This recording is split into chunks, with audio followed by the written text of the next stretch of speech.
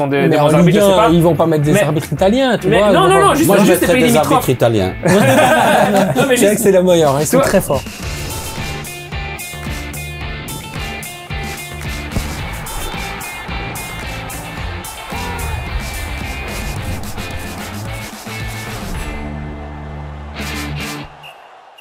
Parler ballon sérieusement sans se prendre au sérieux, c'est toujours mieux. Bienvenue dans un nouvel épisode du Clubhouse Football Time. C'est un plaisir, un bonheur d'être en votre compagnie. On vous remercie d'ores et déjà pour les 10 000 abonnés. C'est grâce à vous. Merci beaucoup. On applaudit. Évidemment, c'est un véritable plaisir. C'est génial. Et surtout, c'est extraordinaire de pouvoir compter sur votre soutien et votre fidélité comme ça, de semaine en semaine. C'est toujours top. Et d'ailleurs, à ce titre, on vous fait gagner non pas un, non pas deux, mais 10 tickets. 10 tickets pour aller voir le match entre le Sporting Charleroi et le RSC Anderlecht. Pour ce faire, il faut répondre tout simplement à une petite question dans les commentaires, bien évidemment. N'oubliez pas de liker et de vous abonner, ça c'est évidemment la petite obligation, mais c'est pas vraiment une obligation. Faites ce que vous voulez, en fait, faites-vous plaisir, c'est tout.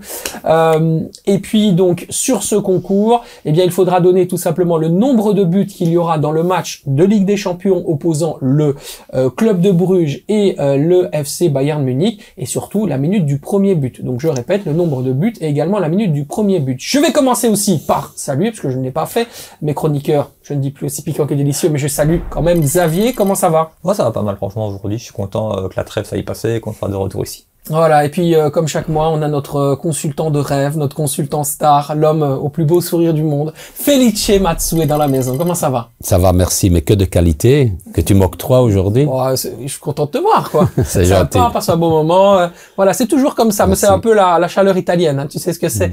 Le but, c'est toujours de passer un très très bon moment et de s'amuser avec Quentin également qui est là. Exactement, ouais. Très content de retrouver le championnat belge. La trêve, c'est long. Ouais, c'est long, hein. Mais surtout qu'en fait, on a vraiment l'impression qu'il n'y a pas de rythme dans cette trêve. Et c'est déjà reparti bientôt. On en a encore une ici au mois de novembre. C'est donc, clair. Comme si la saison, elle commençait véritablement à partir de calendrier de l'année, tu vois. c'est vraiment À partir de 2026, Ouais. 2025, on a l'impression que c'est que des matchs de transition, de préparation pour monter en puissance et préparer ce qui va être exceptionnel, évidemment, le calendrier 2026, avec ça la va être, CAN, ouais. avec la Ligue des Champions, avec la Coupe du Monde. Et là, on va vraiment s'éclater, hein. Restez avec nous parce qu'on va passer des émissions absolument passionnantes. Je le disais, FC Bayern, Club de Bruges, le Bayern de Belgique contre le Bayern tout court. Est-ce que le Club de Bruges a une chance, Quentin? C'est très compliqué, hein. Quand on voit ce que Vincent Kompany est en train de réaliser, il bat tous les records, 11 victoires de suite en Bundesliga, en ayant déjà joué Dortmund, Leipzig, on se souvient du 6-0 contre Leipzig en début de saison. C'est vraiment très très très fort, et on en parlait en off, et je soulignais surtout le fait que comment il a transformé Harry Kane. Je trouve ça magnifique, parce qu'on savait qu'on voyait Harry Kane à Tottenham vraiment comme le pur buteur, on lui mettait la balle dans le box et il marquait. Et là, il l'a transformé en 10, voire des fois même en 8, et la qualité de balle qu'il a, c'est vraiment impressionnant. Et le Bayern, j'espère que Kompany réalisera quelque chose d'intéressant. Mais ça l'empêche pas de marquer. Hein, c'est ça, il joue dans cette position un peu plus reculée, mais paradoxalement, ça lui offre plus d'opportunités de frappe, de tir, et il est quasiment à plus de 30 buts, toutes compétitions confondues. c'est incroyable. C'est hallucinant. Felice, quand tu dois préparer côté coach, là, je me mets dans ta tête, ce type de rencontre où, fondamentalement, l'adversité est beaucoup plus forte que la tienne. T'as déjà eu des matchs comme ça hyper importants où tu te dis, à un moment donné, on va être dominé, on sera pas favori. Comment, dans quel état d'esprit, mental surtout, c'est très important, tu te mets? Ben voilà, tu as dit le mot. Je pense que le plus important, c'est de bien être préparé mentalement et de savoir que même si l'adversité est de très haute qualité, c'est d'être prêt à affronter cette adversité. Ça, c'est une chose, et de surtout croire en ses capacités et que tout est possible, d'autant plus que Bruges, en tout cas depuis le début de saison, est meilleur quand il joue un match de Champions League que ce qu'il ne l'est en championnat. Et donc pour moi, effectivement, ça va être difficile. Le Bayern écrase tout, mais en même temps, Bruges a déjà montré qu'en Champions League, ils étaient capables d'abord de marquer, et pourquoi pas de créer peut-être un exploit. Alors les victoires s'enchaînent pour le FC Bayern, mais par contre pas les clean sheets. Ça c'est peut-être aussi une clé sur laquelle le club de Bruges pourrait aller appuyer. Seulement 4 matchs ont été entre guillemets terminés par le score de 1-0 ou 2-0 et du coup le Bayern n'a pas encaissé. Est-ce que ça aussi, ça peut être une clé pour les Blauenswart? C'est sûr que quand ils préparent le match, ils doivent être conscients que aller inscrire un but, ça doit être possible, ils auront des opportunités. Par contre, ils en auront peut-être pas 50, donc il va falloir être chirurgical devant le but et pas galvauder les occasions qu'ils auront. Après, défensivement, ça va être compliqué aussi, mais un match de Ligue des Champions, tout est possible. Donc, pourquoi pas, mais bon, ça va être très très compliqué, comme tu l'as dit. Mais voilà, le Bayern il domine tellement que c'est logique d'encaisser aussi. Hein. Ouais. Quand tu sais que toutes les semaines, tu vas en mettre 3, 4 ou 5, ben, tu peux faire des concessions défensives, tu vois. Oui, mais ma réflexion, c'était plutôt de dire comment est-ce qu'on se positionne, en fait, Felice, dans ce type de rencontre. Est-ce qu'on s'assume en dominer et donc on part sur une attaque-défense assez simple pour être hyper basique, ou alors on se dit justement ces statistiques existent là, est-ce qu'on jouerait pas un peu plus sur un pressing haut pour essayer justement de repartir très rapidement et essayer de quelque part jouer le déséquilibre dans la tactique? Comment est-ce que toi, par exemple, tu serais coach tu serais Nikian, tu ferais quoi? Mais tout d'abord, je pense que la chose la plus importante pour affronter un Bayern, c'est l'organisation en bloc. Ça, c'est une chose, parce que aller presser, tu vas créer des espaces et tu sais qu'ils ont des ailiers hyper rapides. Tu sais que Kane, en fait, la grande force de Kane aujourd'hui, c'est qu'il se déplace tout le temps dans un espace vide, souvent côté gauche. Et il est très difficile à prendre en marquage, et puis on l'oublie, on ne le voit pas, et au dernier moment il vient se projeter dans le rectangle. Donc c'est avoir une grosse organisation en bloc, et puis parfois dans les bons moments, parce que dans un match il y a des moments, des bons moments, des moins bons moments. Dans les bons moments, montrer qu'on n'est pas là en victime consentante, aller les chercher à certains moments, et puis rester, avoir ce courage à d'autres moments de rester en bloc bas.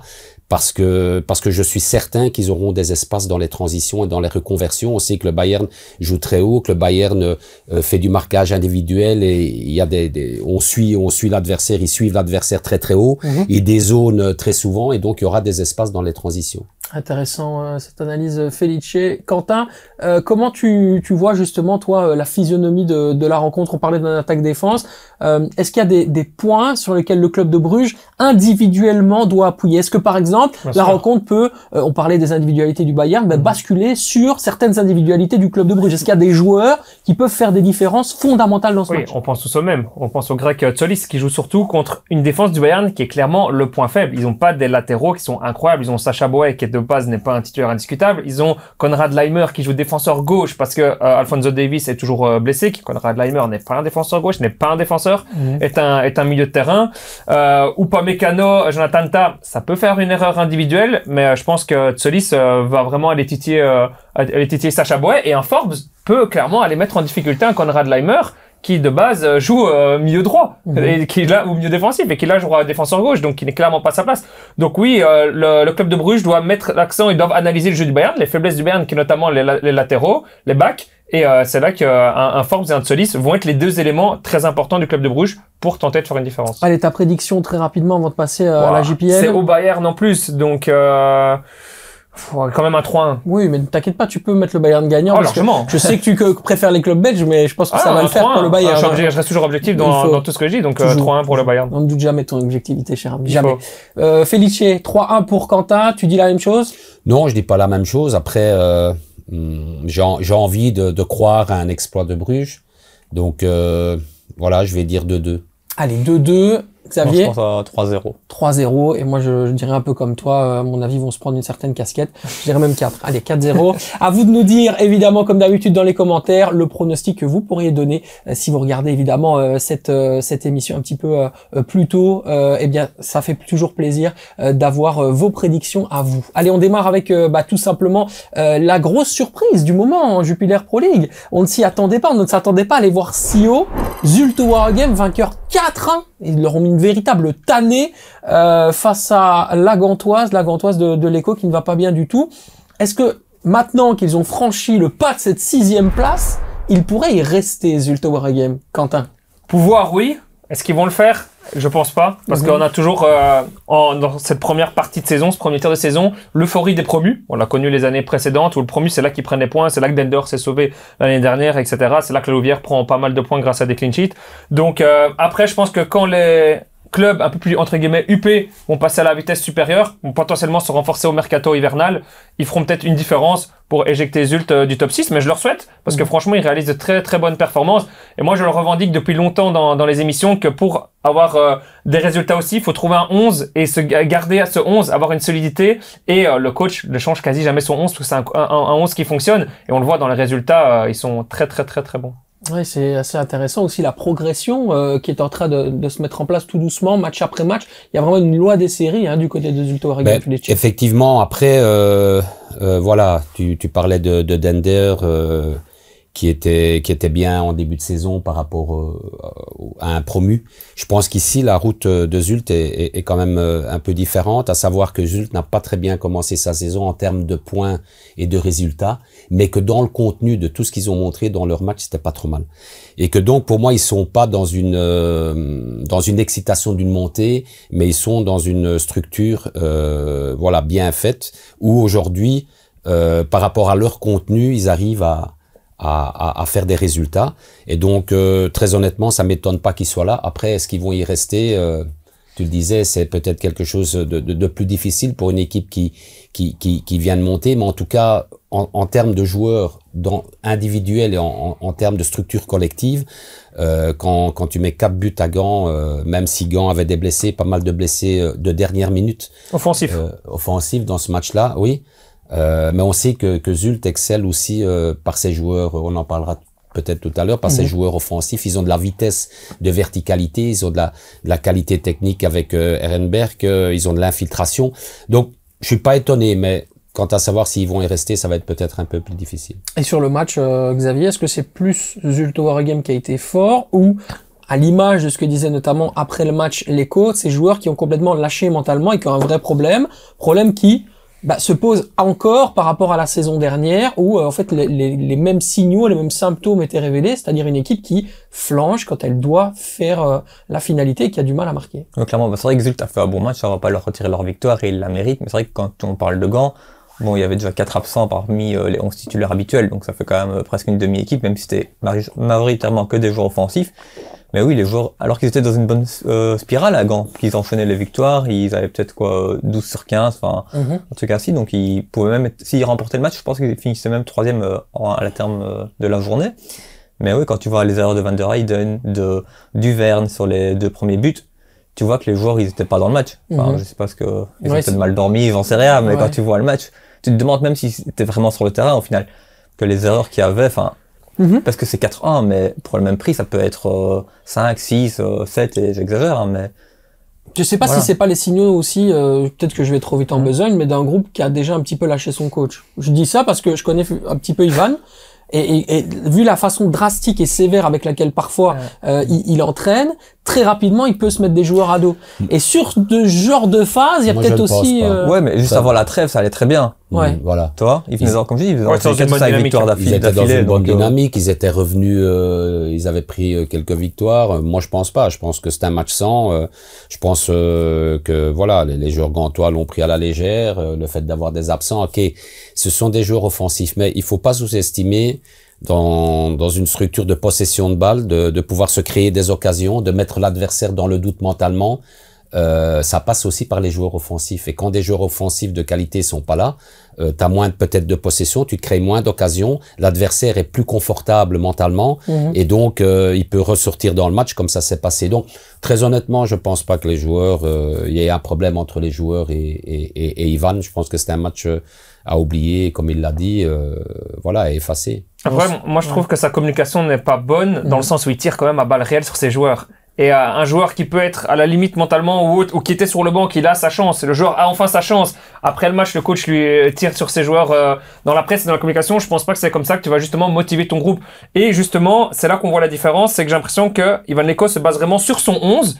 Et quand il a un joueur qui manque dans ce 11, il essaye de faire confiance à un joueur. Si le joueur il passe à côté de son match, c'est fini. Le joueur là, il peut pas revenir mentalement.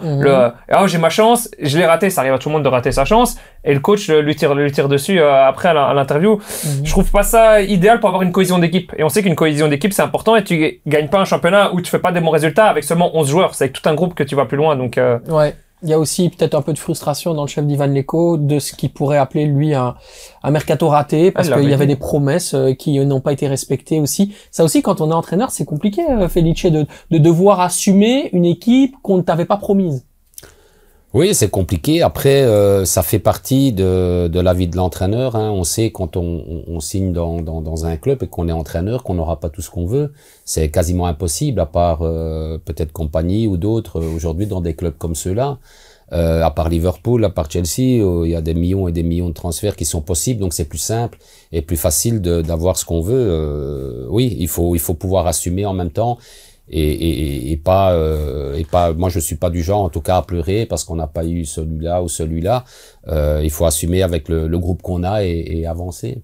Mais tu demandes, en tout cas, Ivan Leko, là, dans ce cas-là, parce que c'est de lui qu'on parle, demande des profils ou en général, on demande des joueurs spécifiques? Est-ce que c'est parce que dans ce cas-là, il outrepasserait quand même un petit peu son rôle? Ben, au niveau des profils, je suis assez d'accord. Si un entraîneur veut ce profil-là ou ces profils-là pour jouer dans ce système-là, dans cette philosophie-là, c'est hyper important. Donc, si les profils sont pas respectés par la direction, je parle bien des profils, effectivement, ça peut créer des soucis. Après, il y a le profil et puis il y a le nom et il y a la valeur du joueur et je pense qu'il faut respecter aussi ce que le club est capable d'investir ou pas par rapport au nom et à la valeur du joueur. Mais en termes de profil, c'est sûr qu'un entraîneur devrait être écouté constamment par rapport au profil, parce que les profils font que tu joues dans un dispositif comme celui-là ou comme un autre. Ouais, ils cherchaient encore un numéro 9, un numéro 10, et puis finalement ils ont terminé le mercato avec Duverne donc et Scoras. Hein. Donc il y a peut-être aussi ce truc de dire il me manque encore ces joueurs offensifs, et quand il met un petit peu la faute aussi sur les joueurs, peut-être que c'est peut-être aussi pour envoyer un message à sa direction. C'est ça que je veux dire. Il se sert un petit peu de ça pour faire de la communication en fait, Felice. Oui, parce que tu as déjà fait aussi toi. Dans la philosophie de Ivan Leko, et je ne suis pas à sa place, il aime jouer avec un pivot comme Kanga, qui est hyper important. Donc si tu n'as plus ce pivot-là, ben pour moi toute sa structure change. On le voit aujourd'hui, et je le dis, c'est une simple analyse et certainement pas une critique. Aujourd'hui, Anderlecht n'a pas, comme Dolberg n'est plus là, n'a pas ce pivot pour qui lui permette de garder le ballon quand l'équipe est en difficulté, comme ça a été le cas en deuxième mi-temps contre Saint-Tron. Et donc ces profils-là sont hyper importants. Donc si Leko n'a pas Kanga, à un moment donné, il est emmerdé pour sa philosophie, pour garder le ballon, pour dévier, etc. Donc oui, c'est hyper important d'avoir de la complémentarité, mais de la concurrence avec les mêmes profils. Il y a Goré aussi, hein, dont on attendait beaucoup et qui n'est pas nécessairement toujours constant, qui est un joueur à grand potentiel. Qui doit revenir de blessure, qui a une grave blessure. Voilà, mais Max Dean, tu vois, déjà, quand t'achètes Max Dean, tu sais que tu l'achètes d'un club, je crois que de 3e division anglaise, c'est pas nécessairement considéré comme la priorité qui doit te faire un certain nombre de buts, tu vois. Ça aussi, c'est compliqué pour Ivan Leko d'avoir ce type de joueur, parce qu'on sait que ça n'a jamais vraiment matché. Son choix, déjà. Et c'est pas le type de profil qu'il aime. C'est pour ça qu'il a ramené un Kanga, notamment, pour son côté un peu attaquant de déviation, qui sait faire des différences, etc. Messieurs, prenez vos pancartes. On est parti maintenant sur le d'accord, pas d'accord. Un d'accord, pas d'accord qui évidemment va tourner au rouge et au mauve. Vous allez le voir. La phrase est assez simple. Je pense que ça a fait l'actualité toute la semaine, donc ce sera assez facile de le résumer. Marc Wilmots a raison. L'arbitre a failli plomber la victoire du Standard contre l'Antwerp. L'arbitrage donc en question sur cette première question de d'accord, pas d'accord. Qu'est-ce qu'on dit, Xavier? D'accord. Pas d'accord. On n'est pas d'accord du côté de Quentin. Je dois forcément me remettre vers Xavier. C'est le seul à être d'accord sur cette phrase. Pas de plombage. Marc Wilmots n'a pas raison. Il n'y a pas d'anti-standard dans l'arbitrage belge.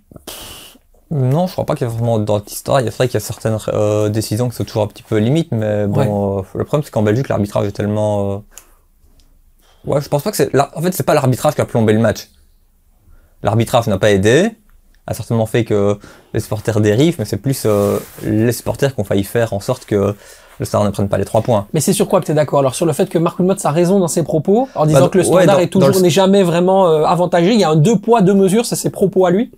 Je pense que oui, dans le sens où chaque semaine, enfin, l'arbitrage, c'est jamais une ligne de conduite. On peut jamais se dire, ah ouais, la même phase, c'est la même décision. Enfin, c'est toujours une semaine, ça va être rouge pour une phase, la semaine prochaine, ça va être non, on s'est trompé, donc on va mettre qu'une jaune. Enfin, pour les clubs, pour les dirigeants, je comprends qu'il y a de plus en plus de dirigeants qui sortent, qui communiquent par rapport à ça. C'est que le problème, c'est que chaque fois, tu as des décisions incohérentes.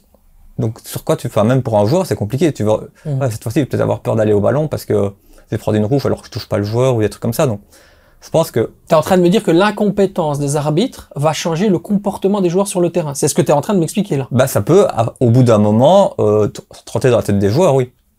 C'est quand même assez dingue ce que tu me dis. Bah, Ça veut dire que tu imagines l'être humain ou en tout cas le joueur de foot dans ses mouvements, dans son intelligence va se changer en ayant peur de l'interprétation d'un Le problème, arbitre. c'est que des fois, Il doit jouer librement, le joueur. Normalement, il doit pas être il dans doit ce type de pouvoir jouer situation. librement, mais comme toutes les semaines, tu as des décisions incohérentes. Au bout d'un moment, t'as pas envie de mettre dans la merde ton équipe non plus. Donc tu as quand même... Franchement, je pense que c'est pas forcément facile pour les joueurs actuellement, vu les 3-4 dernières semaines qu'on a vécues en Belgique au niveau arbitrage. Felice, tu n'étais pas d'accord, toi, avec le propos qui est celui de Marc Wilmots. Il n'y a pas d'arbitrage anti-standard. Il y a plein de choses à dire. On pourrait en débattre pendant une heure. La première chose, c'est que il y a certainement pas d'arbitrage anti-standard. Et moi, en tant qu'entraîneur, en même temps, j'ai pas envie de commencer à polémiquer sur l'arbitrage. Je suis très bien placé pour savoir que j'ai vécu des moments comme ceux-là et que j'ai aussi... T'en as pété des câbles, hein, avec l'arbitrage belge. Pas des, mais j'en ai pas pété, je vais dire un fameux... Attends, t'en as quelques-uns en on et 14-5 en off. Voilà, c'est ça. Voilà. Mais le problème aujourd'hui, pour moi, il y a deux problèmes. Le premier problème, c'est qu'il y a un règlement. Ouais. D'accord? Mais que dans le règlement, il y a une appréciation. Donc, ça veut dire que s'il y a un règlement, le règlement doit être respecté à la lettre par tous les arbitres, par tous les membres d'un VAR. D'accord? Mais dans ce règlement, il y a encore l'appréciation. Et donc, l'appréciation de chaque arbitre, de chaque être humain, peut être différente en fonction du match. Si on prend le même arbitre et qu'il arbitre tous les matchs et que son appréciation est différente par rapport au règlement, on peut se poser des questions. Aujourd'hui, le problème est que un arbitre différent arbitre des matchs différents et que donc il a sa propre appréciation du règlement. Et donc pour moi le problème il est là aujourd'hui. C'est que une semelle sur une cheville peut être appréciée d'une manière différente par un arbitre et par un VAR par rapport d'une semaine à l'autre. Ça c'est le premier problème. Et donc c'est très difficile pour moi aujourd'hui de se dire ce règlement-là il est comme ça, il faut l'appliquer à l'être parce qu'il y a l'être humain, il y a l'appréciation. Le deuxième point, alors j'ai pas envie de dire que Marc Wilmots a raison ou n'a pas raison. En tout cas, ce que je peux dire, c'est pas que c'est le troisième gobelet qui a fait que le match s'est arrêté, parce que c'est un ensemble de 3 situations différentes. Ça, le règlement le dit. Et là, l'arbitre a respecté le règlement. Mais aujourd'hui, et on en parlait tout à l'heure en off, c'est que chaque entraîneur, chaque membre d'une direction a le droit de s'exprimer et de dire qu'il n'est pas d'accord.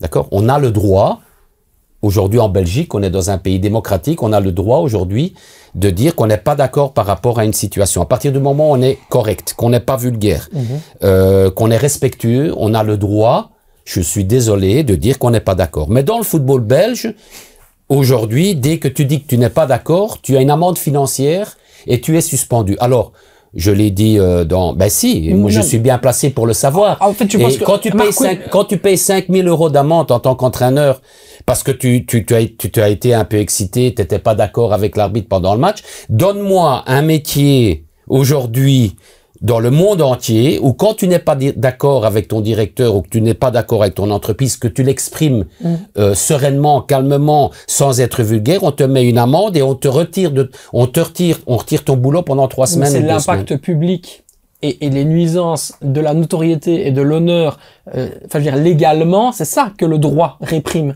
C'est la façon dont l'honneur et le respect des arbitres qui sont ici critiqués, au regard de la visibilité que ça peut créer, est endommagé. C'est ça la loi. Oui, mais la visibilité par rapport à l'entraîneur. Si t'es maçon et que tu critiques ton patron qui à un moment donné ne te paye pas à l'heure, etc., et que tu le dis à ton pote, c'est pas un problème. Mais si à un moment donné toute la Belgique le reprend, c'est un problème. T'as le droit de dire à ton patron pourquoi tu m'as pas payé à l'heure.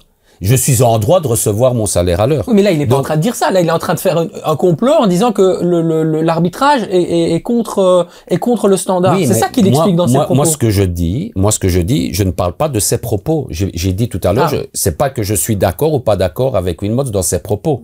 Je dis simplement aujourd'hui qu'il y a ce paramètre-là où tu risques une suspension, où tu risques une amende financière dès que tu n'es pas d'accord.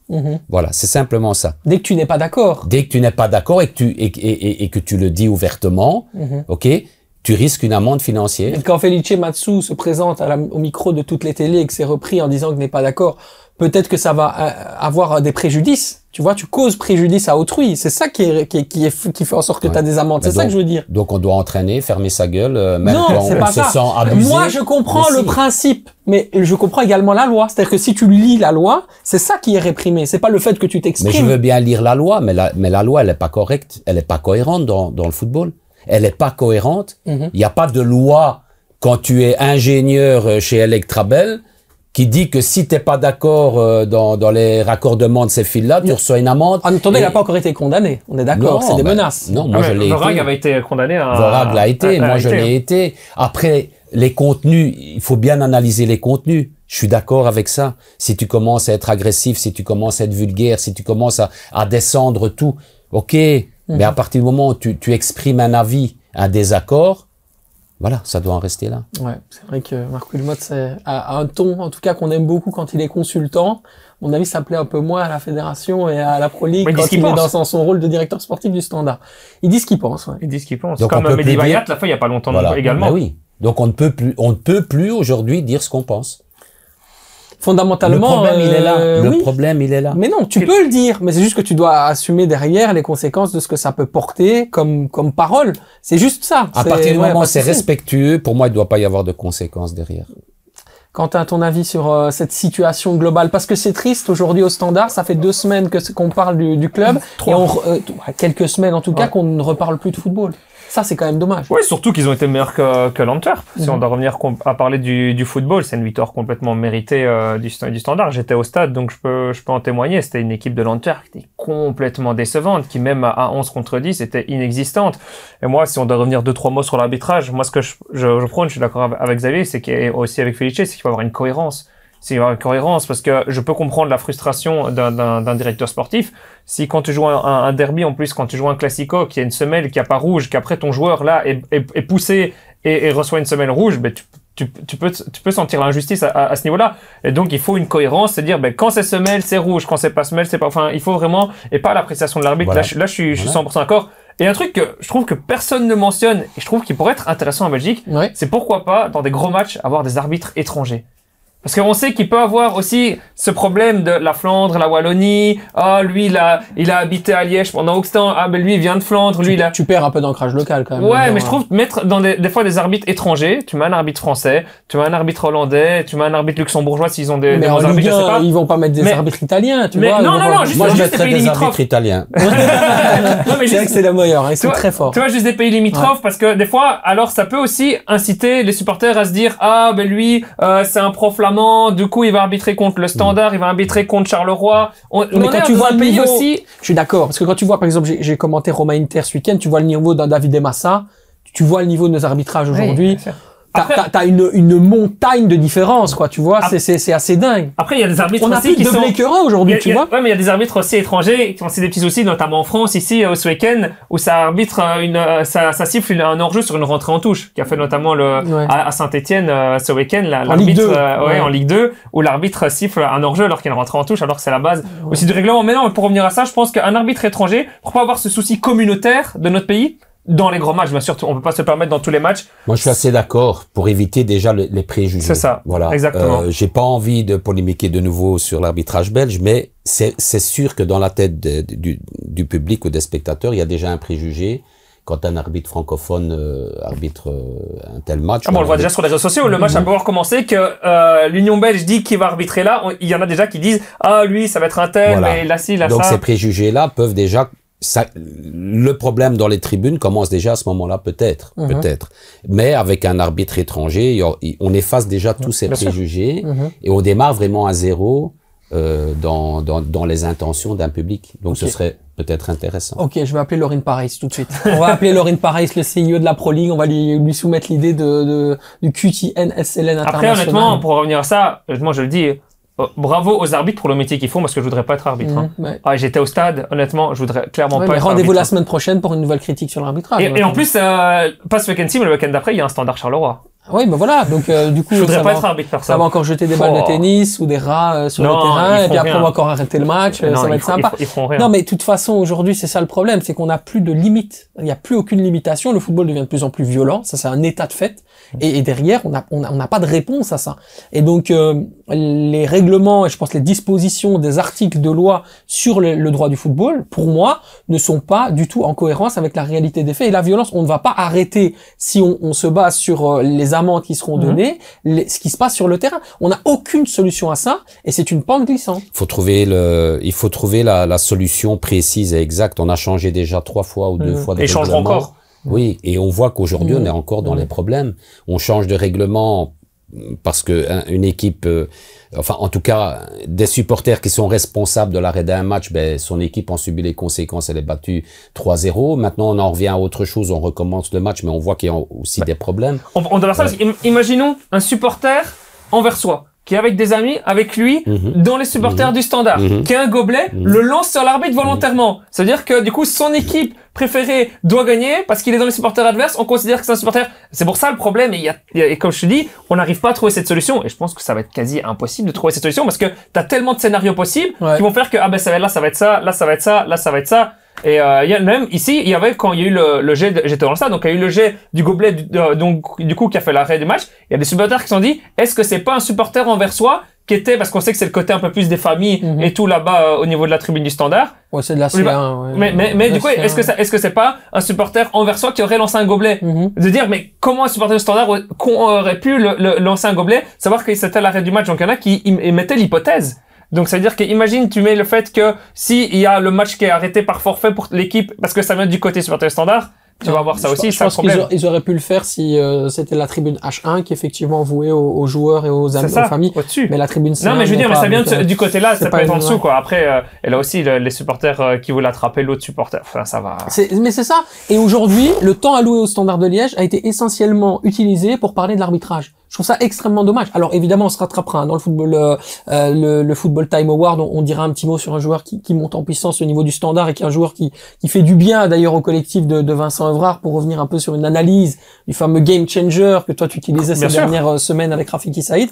Mais voilà, aujourd'hui on se retrouve à parler 10 minutes de l'arbitrage et on n'a pas de jeu à dire. Pourquoi? À cause de ça. Alors que le jeu proposé par Evrard est sur 6 minutes 30 le lundi et 85 minutes le vendredi. Felice, c'est scandaleux en fait. Ouais, c'est le monde du foot. On en est pas en rond. Mais c'est nous qui décidons en même temps,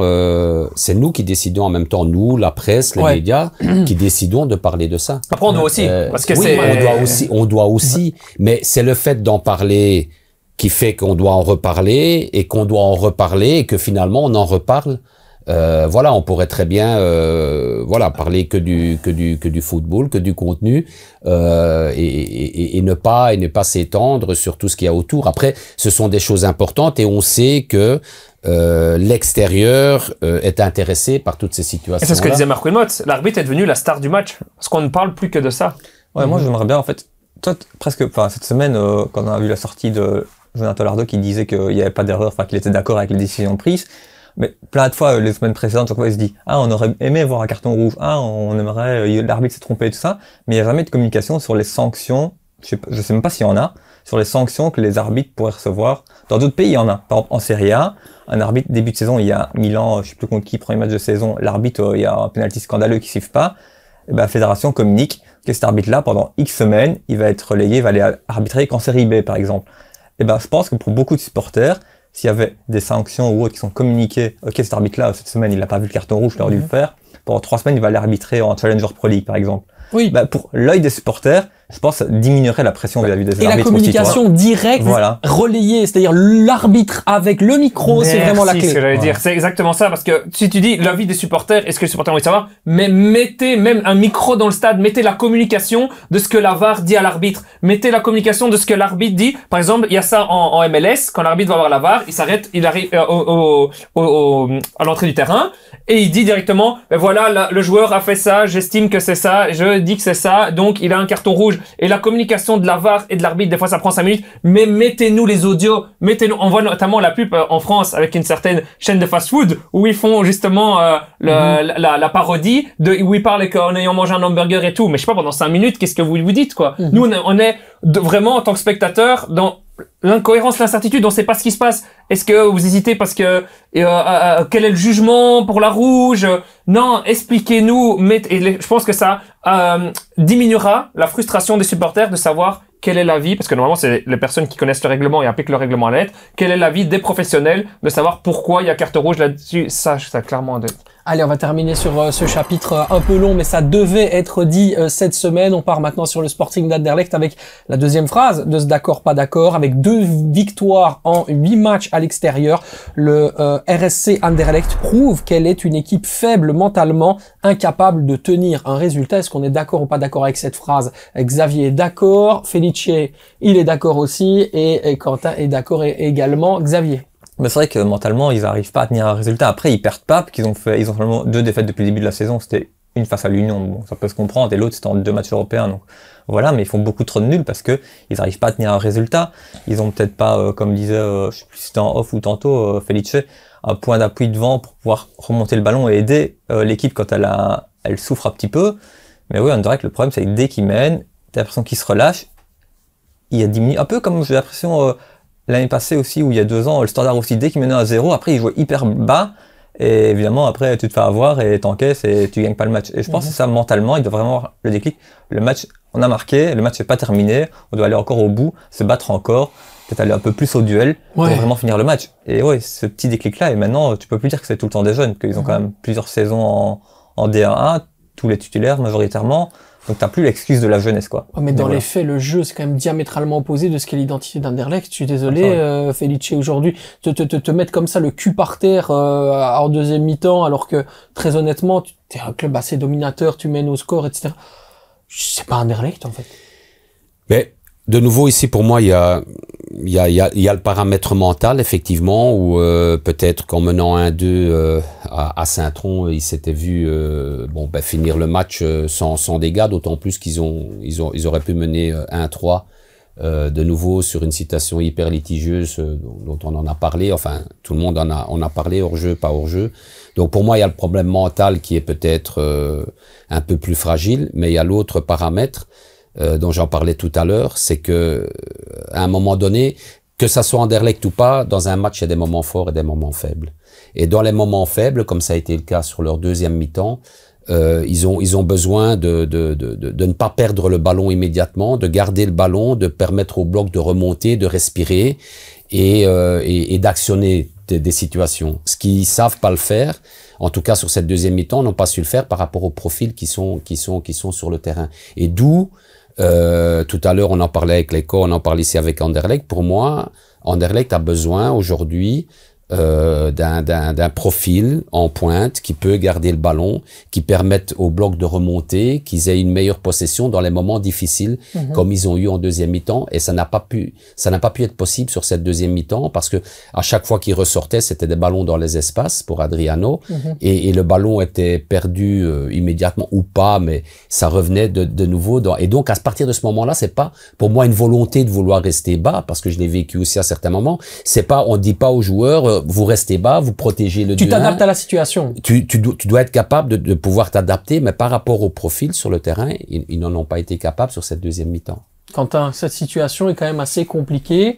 Est-ce que aujourd'hui, je dis ça comme ça, par exemple un changement de coach, un départ de Aziz, ça peut changer les choses ou pas? J'ai l'impression que je me répète chaque semaine, je suis désolé, mais j'ai vraiment l'impression qu'aujourd'hui je ne vois pas d'issue positive avec lui. J'ai vraiment le sentiment qu'un jour ou l'autre ça va se terminer et qu'il n'y a pas de semaine en semaine un développement et une évolution de l'équipe. C'est mon sentiment. J'étais agréablement surpris sur le début et l'entame de match. Je regardais le match à la maison avec un de mes meilleurs potes et qui est supporter d'Anderlecht justement et donc il voulait absolument voir le match et je lui disais punaise mais il y avait des belles actions. À un moment ils ont fait une belle action avec de Kat qui ouvre sur Zvetkovic qui fait un centre et tout. Il y avait des belles combinaisons. Le meilleur joueur est un gamin de 17 ans, absolument. Oui, mais je veux dire dans le sens où il y avait... Ça dit tout sur Anderlecht. Il y avait des belles combinaisons. Pas oublier que Saint-Tron est leur bête noire. Ils jouent sur le synthétique. Potentiellement, ils pouvaient mener 1-3. Tu pouvais mener 1-3 Saint-Tron. Saint-Tron qui a quand même fait des bons résultats également aussi cette saison. Donc il n'y a pas tout qui a à mettre à la poubelle, je pense, du côté d'Anderlecht. Parce que, honnêtement, pour moi, le 1-3, tu peux clairement l'autoriser. Et ça change totalement le match. Tu gagnes 1-3 en première mi-temps à Saint-Tron, tu voyais qu'Anderlecht. Et ils faisaient des bonnes actions, des bonnes combinaisons, il y avait de belles choses.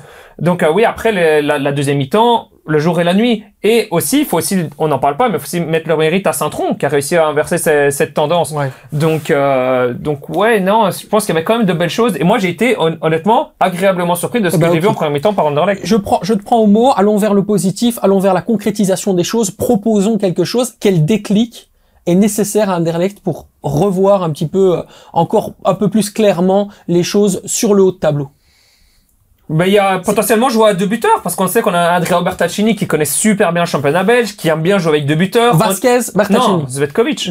Bien sûr, t'as un jeune qui a un potentiel. C'est pas les deux les mêmes profils? Ben, il doit essayer de les combiner et tout. Bertaccini a un profil un peu polyvalent, il peut alterner, il va pas forcément jouer en pointe, alors qu'un Zvetkovic jouera plus en pointe. T'as un Torgen Hazard qui, si, exemple des blessures, a du potentiel. T'as un Ilai Kamara. Enfin, il y a quand même vachement du potentiel. Comme tu l'as dit, un Nathan de 4 qui a 17 ans. Mais encore la frappe qu'il met, s'il te plaît. Ouais, mais c'est ton meilleur l'ouverture qu'il met sur Zvetkovic à un moment sur leur droit. Il y a 17 ans, mais qu'il ait 17 ans ou qu'il ait 40 ans, tant qu'il est bon, il joue, il est titulaire. Hein, Lamine Yamal, il est à 17 ans. Parce qu'il va à la Coupe du Monde. Ouais, ben ça, apparemment, ils veulent qu'il y aille que quand c'est la trêve internationale et tout. C'est encore un autre débat, c'est ça. Et ils ont 100% raison de garder un joueur, même s'il a 17 ans, qu'il ait 17 ans ou pas, s'il est meilleur, il doit jouer, basta. Et c'est le cas. Et il a fait une excellente première mi-temps.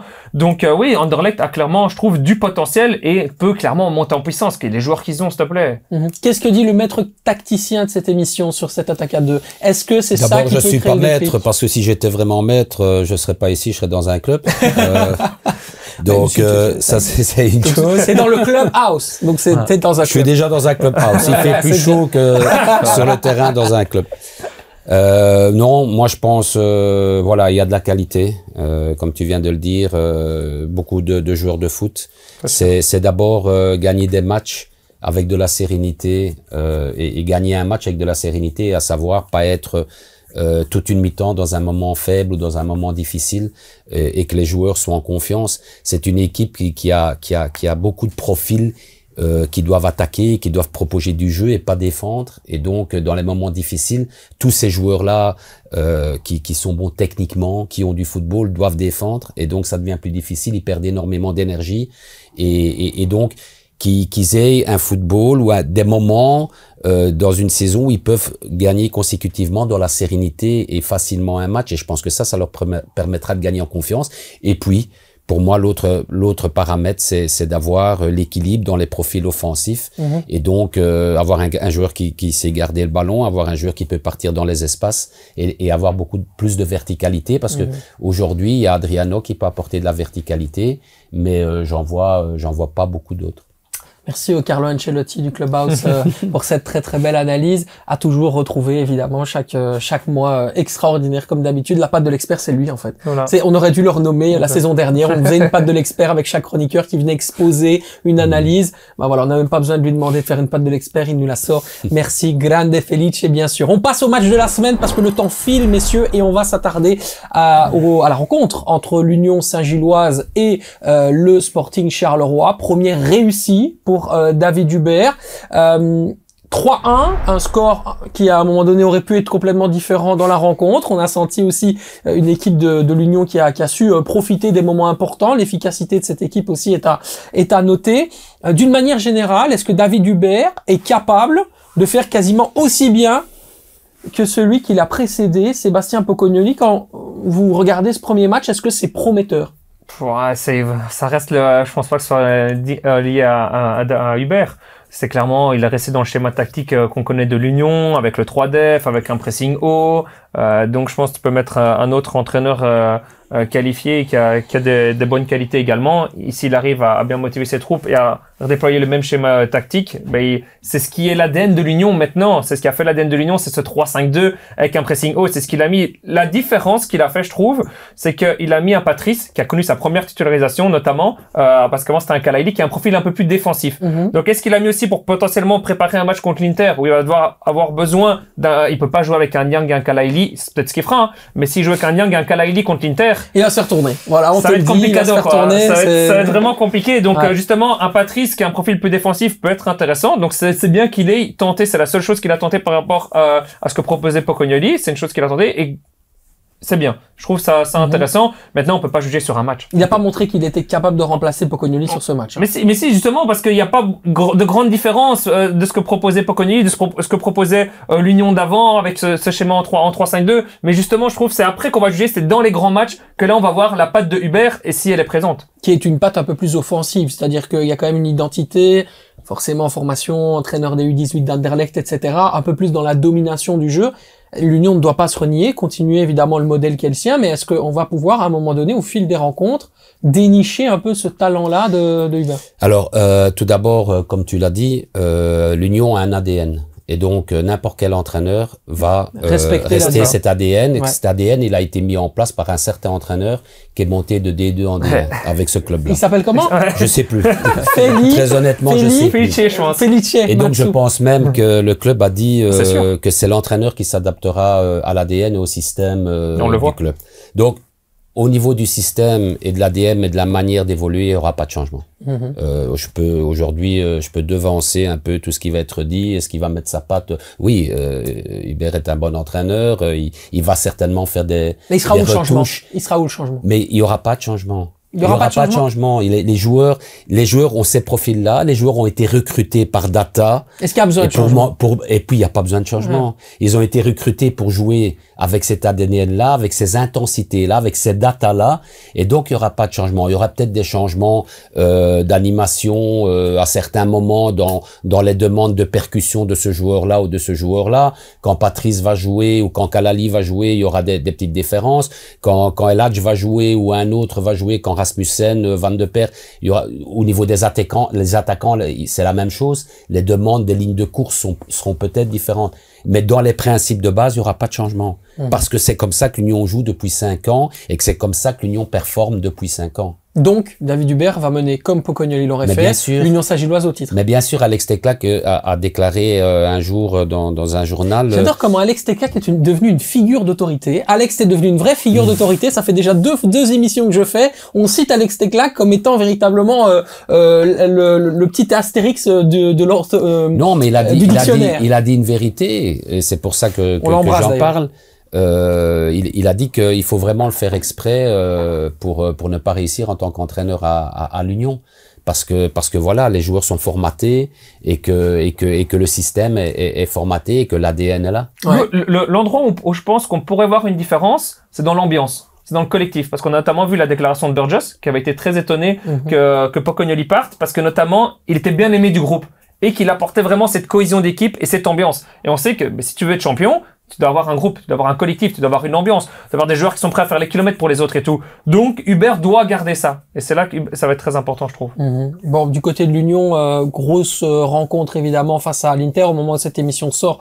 Je pense que la rencontre de toute façon sera ou en train d'être jouée ou déjà jouée. Donc on va pas s'attarder là-dessus. Je vais plutôt aller du côté du battu. 4e défaite consécutive pour le Sporting Charleroi. Un coach qui en conférence de presse dit clairement qu'il était déçu de ne pas signer du côté de l'Union, qu'on l'a empêché d'y aller, qu'on l'a forcé quasiment à rester. Est-ce que c'est la crise à Charleroi, Quentin? Ah oui, bah, c'est la crise, 4 défaites de suite et qu'un coach qui fait des déclarations parce qu'il parle à cœur ouvert, il dit ce qu'il pense, qui est pas content de sa direction, qui le retient parce qu'il avait une opportunité monstrueuse. Ce train-là, est-ce qu'il passera encore une fois pour lui? Je lui souhaite, mais on ne le sait pas. Le train de la hype. Voilà, mais là, Le fameux train de la hype. Le fameux train de la hype. Non, mais là, il avait une excellente opportunité de carrière parce qu'on parle quand même d'aller jouer la Ligue des Champions, on parle quand même d'aller chez les champions de Belgique. Donc je peux comprendre sa frustration. Après, je pense que c'est pas l'idéal de le dire comme ça dans la presse et tout. Non. Parce que même avec ton groupe. Il y a dû y avoir une belle petite remontrance. Hein, toi connaissant Mehdi Bayat, justement, moi qui connais vraiment de l'intérieur le club et la manière dont le club fonctionne, je pense qu'il y aura pas de problème. Je connais assez bien Mehdi Et tout d'abord, Rick a eu le courage de dire ce qu'il pense. Exactement, donc, oui. Ça, c'est bien. Et ça, c'est bien parce que on en revient à ce que je disais tout à l'heure. On a le droit de dire ce qu'on pense à un moment donné. Et donc, c'est très bien qu'il l'ait dit. Mais je pense que Rick est quelqu'un, enfin pas je pense, c'est quelqu'un de très intelligent, de très modéré, avec beaucoup d'énergie positive. Je connais comment travaille Mehdi de l'intérieur et il y aura pas de crise et il y aura pas de problème. Non, mais imagine mais maintenant, chaque année, à Charleroi, c'est un marronnier. Je veux dire, à chaque fois, il y a un moment où ça part en sucette, ou à un moment donné, c'est compliqué. Oui, mais c'est Charleroi, quoi. C'est ce que le monde pense de l'extérieur et c'est ce que le monde voit de l'extérieur. Ouais. Moi, je peux parler de ce qu'on vit à l'intérieur et très honnêtement, j'ai eu aussi des moments plus difficiles à l'intérieur avec Charleroi et on n'a jamais parlé de crise. Ok, donc il y a des moments peut-être un peu plus tendus par rapport aux résultats. Maintenant, aujourd'hui, il faut bien dire que dans le contenu de ce que Charleroi propose, il propose de très bonnes choses. Alors effectivement, il y a l'efficacité dans les deux rectangles, et défensivement et offensivement, c'est ce qui pose peut-être un peu problème aujourd'hui. Mais dans le contenu, on sent que les joueurs jouent avec leur entraîneur, qui sont avec, qu'il y a du contenu, qu'il y a de la possession, qu'il y a une bonne animation. Donc, en termes de points, c'est peut-être pas suffisant par rapport aux années consécutives aujourd'hui de Charleroi. Au niveau du classement aussi, mais en termes de contenu, Charleroi propose des bonnes choses. Attention au calendrier aussi, parce que ça va jouer Anderlecht et puis le Standard. Anderlecht d'abord, et Ça le reçoit Standard, Anderlecht ce week-end et puis ça va au Standard. D'ailleurs, on C'est- fait gagner 10 places. Hein. Évidemment, on en profite pour vous le rappeler. Pas deux, Pas deux, mais 10. On peut pas perdre, on peut perdre une carte de crédit. On peut perdre deux cartes de crédit, mais pas 10. pas 10. Hein. Pas 10. Pas 10. Non, mais ça va être c'est un calendrier complet. Donc si t'enchaînes 6 défaites consécutives, Ouais, non, c'est compliqué, c'est compliqué. Alors, Xavier, on t'a pas entendu sur ce sujet. Moi, j'ai quand même un peu le sentiment parfois sur certaines actions, sur d'autres, sur la manière dont on réagit quand on est mené, ou dont on ne réagit pas d'ailleurs, que parfois le groupe a un peu lâché 2000. Quel est le sentiment Moi, je pense par pas que le rapport à groupe Charleroi l'a lâché dans le sens où ils ont quand même créé des belles choses. Et dans le contenu, comme disait Felice, il y avait des belles choses. Par contre, c'est vrai que niveau erreurs défensives qu'ils font, et ça, je pense que c'est pas forcément par rapport au lâcher l'entraîneur ou pas, c'est un manque de concentration. Parce que par exemple, quand tu vois le goal de Nyang, bah, il vient de derrière, mais tout seul. Manque de Il y a- concentration, manque de talent. De concentration, je pense qu'ils ont sorti des bons matchs. Des fois, ils ont été bons défensivement, mais là, défensivement cette année c'est compliqué. Charleroi ouais, était rarement le voilà. clean sheet. Mais il y a hein. des matchs où c'est quand même mieux. Mais là, genre, quand tu vois Nyang, il vient de derrière tout seul, il y a personne qui le calcule. Enfin, il peut pas être aussi esselé. Même pas ça. Le premier goal, Florix, il est au milieu de 6 joueurs de Charleroi. À la limite, t'as l'impression que c'est 6 icônes autour de lui. Enfin, Ouais, alors, ouais. donc ça, juste des erreurs défensives. Et je pense que c'est pas forcément lié au coach. C'est juste, je vais pas dire un peu comme Gant, mais défensivement, ouais, Charleroi, ils étaient pas sur le terrain, quoi. C'est compliqué. Parce qu'offensivement, ils ont fait des belles choses, hein. Après, voilà, Après, tu nous, joues à notre l'Union. métier, notre Après, métier, tu c'est joues- d'expliquer tu joues à- les choses oui. aussi. Tu vois, à partir du moment où on dit ce qu'on voit, si on voit pas de sentiment de révolte ou de volonté d'aller s'arracher pour aller faire, fallait vraiment inverser le score, on est obligé de le dire, Felice. Ouais, mais tu joues à l'Union. Qui a gagné à l'Union cette année-ci? L'Union Qui était vaincu à domicile, Voilà. je pense. Qui a gagné à l'Union l'année dernière? Je crois une. Même c'est pas que Non, jouer à mais- l'Union parce qu'il y avait aussi des erreurs défensives et des placements Oui, défensifs oui, sur les ben dernières oui, journées qui oui, étaient quand je même suis assez atroces. hein. d'accord, mais aujourd'hui, je pense que le bilan de ce match-là. Ah oui, il faut pas tirer les conclusions il faut pas sur ce match-là, tirer mais des- ça c'est sur l'ensemble des 4 matchs que là il y a un bilan et Et si tu continues à en gagner, à en perdre un, à perdre un autre, etc., ça fait 6. Bah voilà, c'est compliqué, quoi. Tu joues à Anderlecht, t'es pas persuadé que tu gagnes contre Anderlecht. Ouais, c'est Peut-être que tu compliqué. feras un match nul ou j'en sais rien. Déjà, si tu prends un point contre Anderlecht, c'est déjà pas mal. Tu joues le Standard. Le Standard est dans une dynamique où Et au Standard. et au Standard, donc il y aura quand même encore cette rivalité. Comme à un moment donné, ça va devenir chaud pour lui. Il faut le dire, tu vois. Peut-être, Et là, peut-être que Mehdi Bayat se dit, ah ouais, en fait, j'aurais peut-être dû le laisser partir, en fait, à l'Union, tu vois. Non, je pense pas. non, je pense pas. Non, je pense pas. Mehdi ne fonctionne pas comme ça. Il a aucun regret il aura aucun regret dans ses choix. Et ils avanceront comme ils devront avancer, mais il y aura aucun regret dans les choix. 2000, il aura peut-être un deuxième regret. Au moment où il aurait pu partir, justement, de ne pas avoir été libéré. C'est une saison particulière. Hein. C'est une saison particulière parce qu'il y aura qu'un descendant, ou peut-être pas, même pas de descendant. Et donc les clubs vivent autrement par rapport. Il y aura pas de grands sentiments de peur. Par rapport à une descente éventuelle, il y aura pas de sentiment de peur par rapport à des playdowns, et donc la gestion, elle va être vécue différemment par tout le monde. Et donc, du coup, c'est le nivellement du jeu par le bas.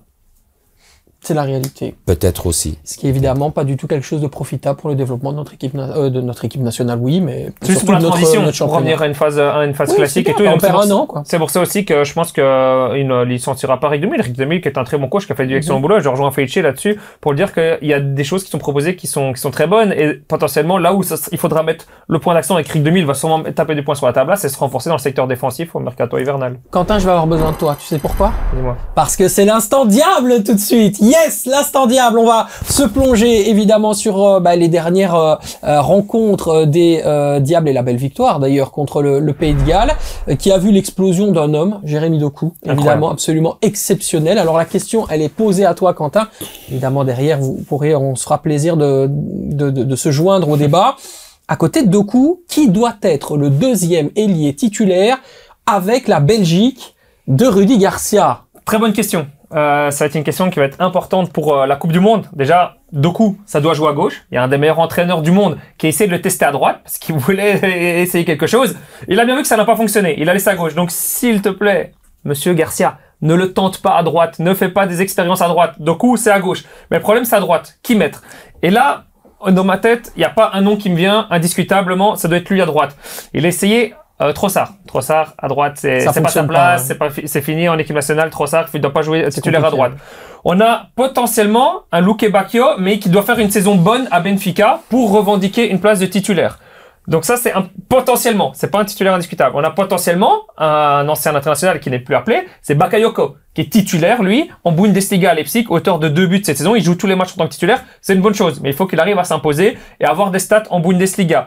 On a potentiellement qui d'autre? On a potentiellement un Salemaker qui a été essayé là, mais toi, tu veux qui, toi, de tout cela? Justement, on n'arrive pas à exactement dire, je veux voir lui à droite. Il y a plein de possibilités et les mois sont encore longs avant la Coupe du Monde. Et là, il y a pas mal de joueurs qui doivent réussir à s'imposer. On a un De Ketelaar, je pense, je mettrais lui actuellement à droite parce que t'as pas d'autre alternative. C'est pas son profil. C'est pas son profil. Dans le style de jeu joué par Rudy Garcia, il est pas fait pour jouer. Mais c'est parce que t'as pas de joueur. Mais Luque Bacchio, je pense que au top niveau avec Benfica, logiquement, doit prendre cette place. On est d'accord. Pour moi, c'est lui qui devrait prendre cette place, mais il faut qu'il arrive à faire une saison pleine à Benfica. Il en a les capacités.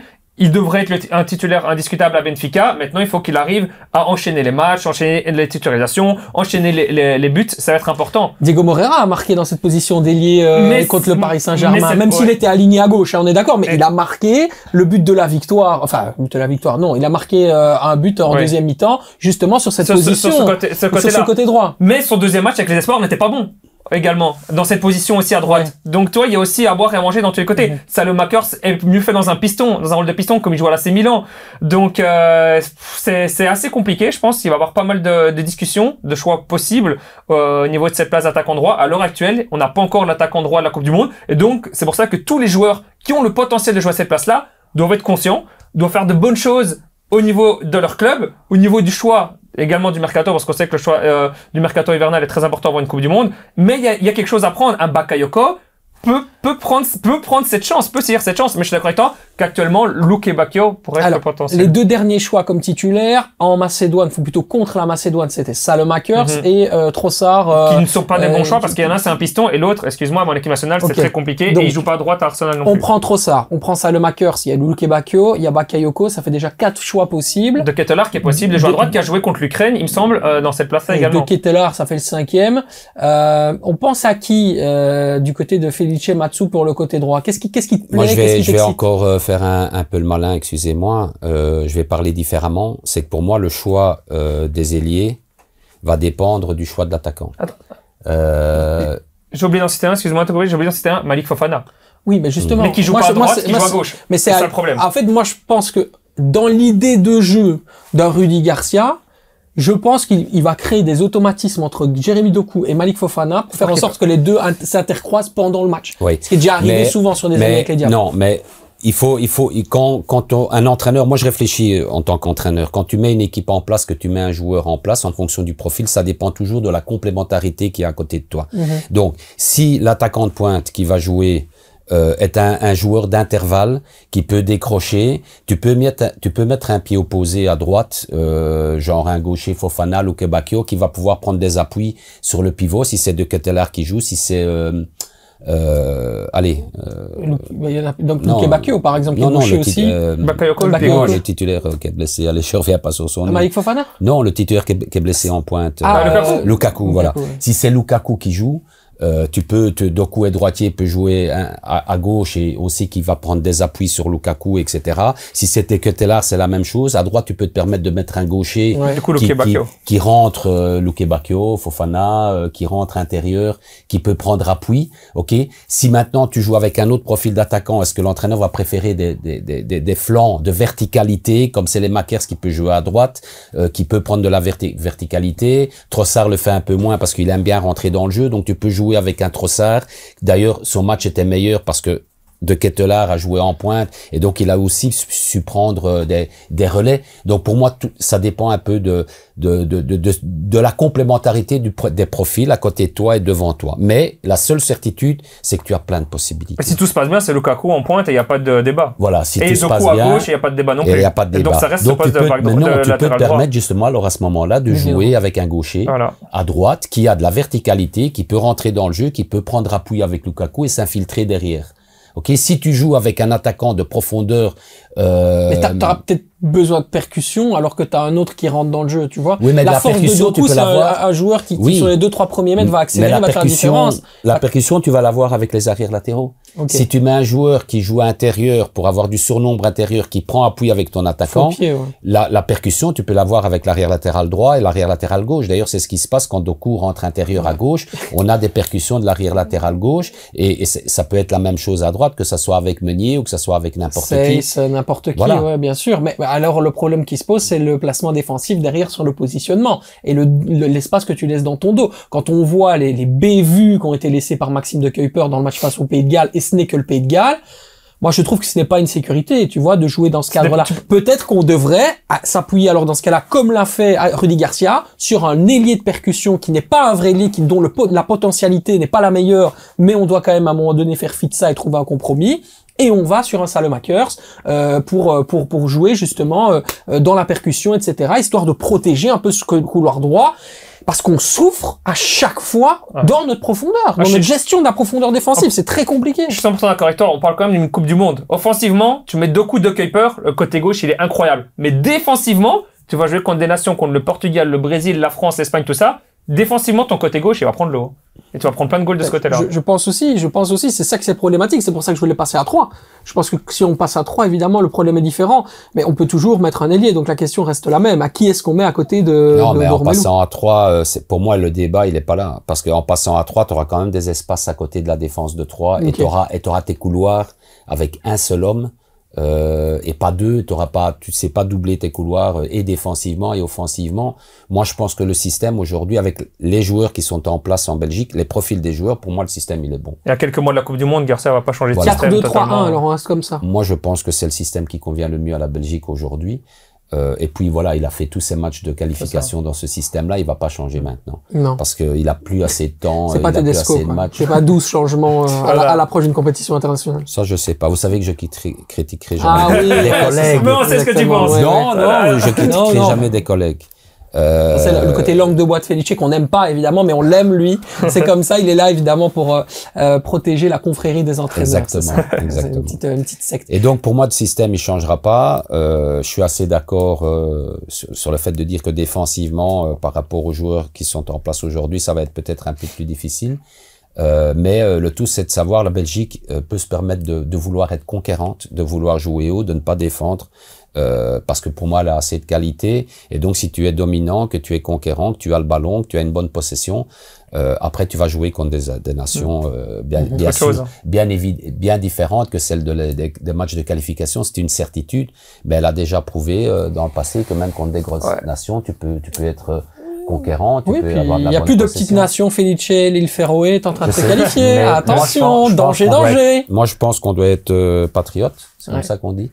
et qu'on doit être dans l'énergie positive et voir beaucoup de positif dans cette équipe nationale et pas émettre que des avis négatifs avec de l'énergie négative. En attendant, moi je me donnerais quand même une primauté à l'heure actuelle dans la forme du moment, Alexis Salomakers à droite, ça c'est mon choix, et puis ensuite Malik Fofana. Je pense que je mettrai d'abord Alexis et puis après Malik Fofana et je ferai jouer la concurrence entre les deux parce que ce sont les deux joueurs qui à l'heure actuelle m'impressionnent le plus.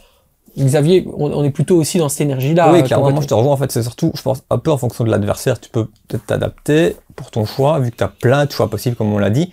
Et aussi la forme du moment. Qu'il y en a 5, 6 choix, ou même peut-être plus.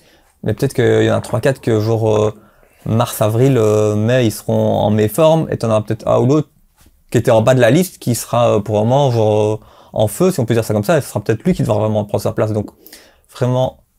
Certains titulaires indiscutables comme Doku, Lukaku, on l'a dit, et de l'autre côté, je pense en fonction de la forme du moment, à la période de la Coupe du Monde. Allez, on passe au Football Time Award avec nos joueurs de la semaine. Avant de vous quitter, évidemment, on voulait mettre un petit point d'orgue, évidemment, sur les joueurs qui nous ont le plus impressionné. Comme d'habitude, rendez-vous sur X et sur Twitter pour, eh bien, tout simplement voter le meilleur joueur de la semaine, celui qui vous a le plus impressionné. Je vais commencer par celui de Thomas. Pourquoi? Parce que c'est également celui de Felice. Donc, on pourra y venir. On a discuté de son équipe en tout début d'émission, si vous étiez avec nous. On parle évidemment de Jeppe Ehrenbjerg, l'attaquant qui est oui, aux Utoiries, mais qui est danois de mémoire, qui est vraiment en train de caracoler au classement des buteurs, qui est assez intéressant.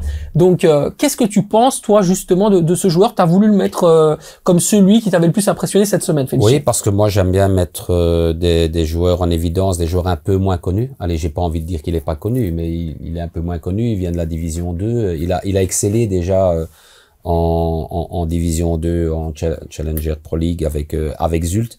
J'aime bien ce joueur-là parce que il arrête jamais de courir.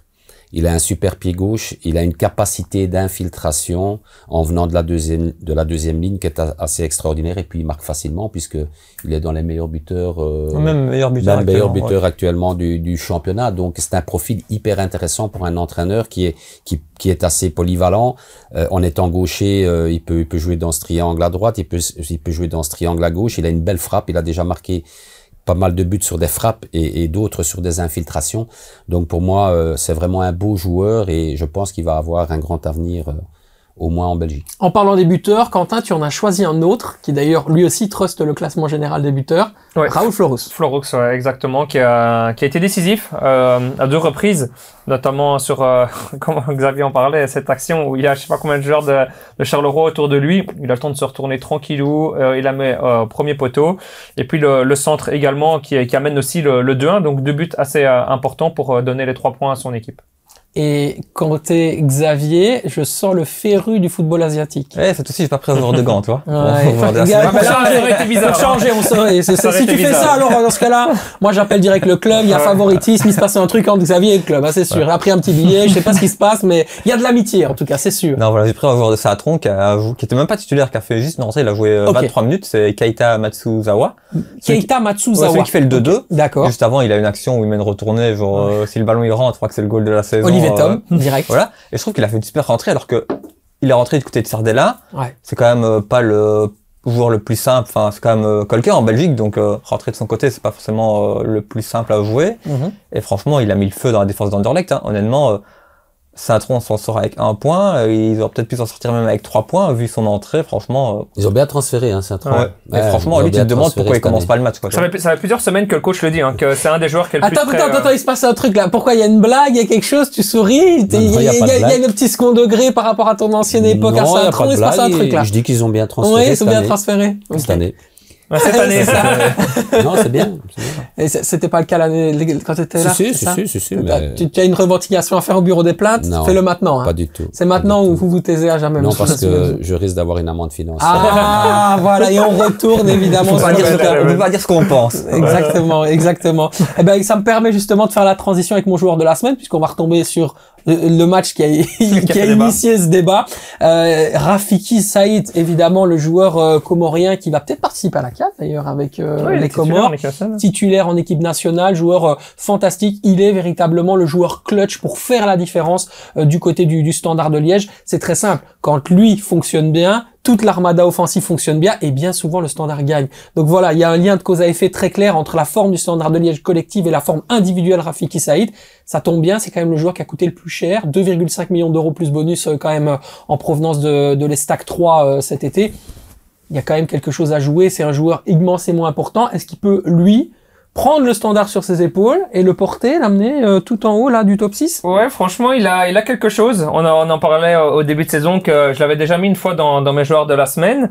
Et ici, présent au stade, je trouve que il a quelque chose parce que le public du Standard a besoin de ça. C'est que quand il marque et qu'il arrive et qu'il fait genre comme ça, crie plus fort mon nom et tout, je veux entendre. Il joue avec le public. Et on a connu dans le passé des joueurs qui jouent avec le public. Ça a très bien fonctionné au Standard. Et là, par exemple, quand il y a une action, il regarde toujours les supporters, et il sourit, il rigole avec les supporters. Et je trouve, il a vraiment cette sympathie en lui et sur son visage. Et il a aussi sous Evrard, c'est un autre joueur. Ouais. C'est clairement un autre joueur que Sourenic. Et sous Evrard, il est vraiment très très bon. Et c'est ce game changer dont j'ai revendiqué que le Standard avait besoin, qui a potentiellement aussi failli amener un 2-0 alors que son équipe était à 10 depuis très longtemps.